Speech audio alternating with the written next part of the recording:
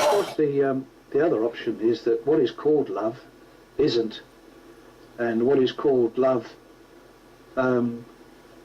varies so much that the word, like most words, are interchangeable with a lot of other words, and therefore, to a greater extent, they've lost their meaning.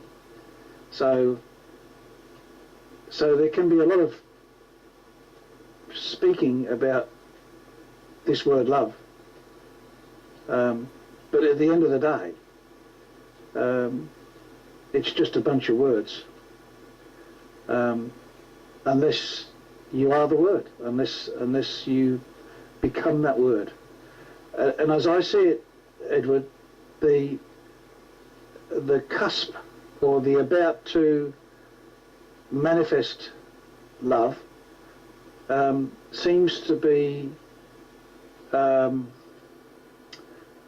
cycle of birth and death on a different magnitude. Would you say that that was a possibility? Yes, because it calls for the death, and it is at a different level, but it calls for the death of all that we have been.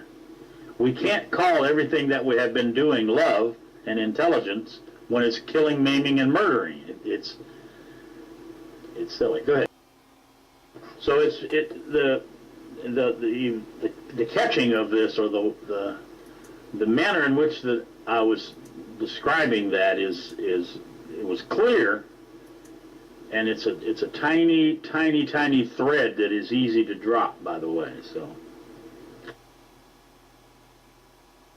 as a matter of fact, we're all born into the violent action of this world, and we are not the violence of the world when we're born into it, but our parents take care of that right away. They force us right into that violent action.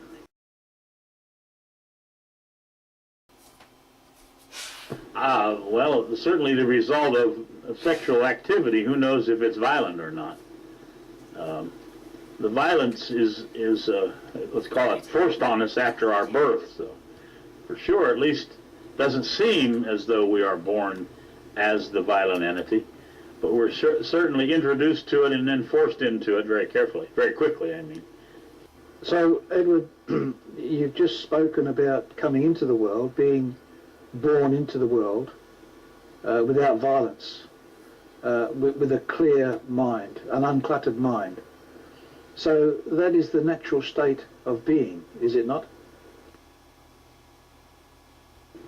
It is, yes, and it would seem to be as well. But if you can imagine just a clear mind that encompasses everything, that takes in everything, and it's faced with, for the most part, two parents who begin teaching it, and they want it to learn only the things that they want it to learn, of course, but the entity itself is so far more intelligent than the parents that it assimilates all of it. It takes all of it in, the good, the bad, and the ugly.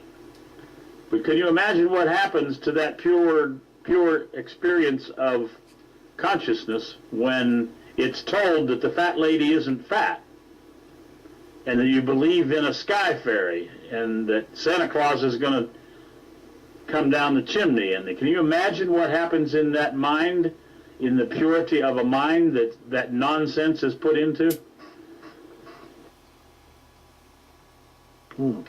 Well, that would appear that everyone goes through, to a greater or lesser extent, this indoctrination into the physical world.